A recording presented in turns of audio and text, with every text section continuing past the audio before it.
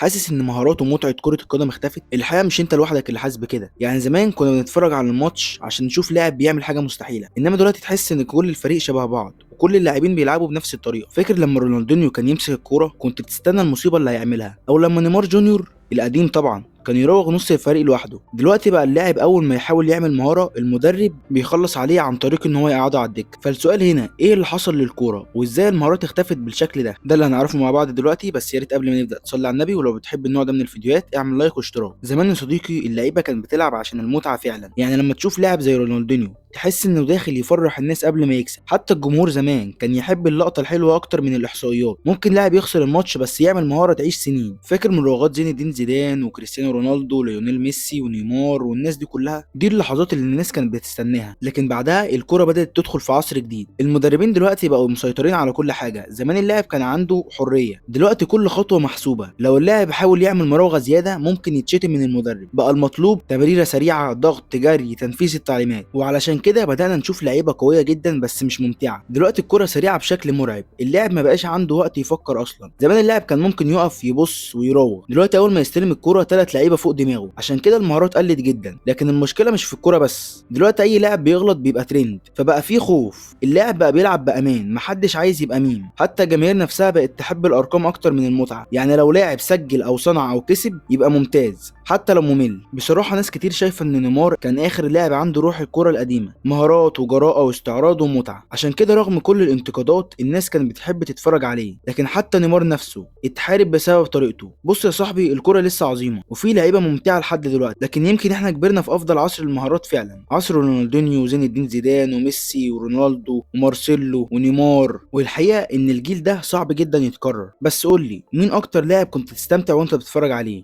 ولو عجبك الفيديو ما تنساش اللايك والاشتراك وتصلي على النبي عليه افضل الصلاه والسلام. ونشوفكم في فيديو جديد.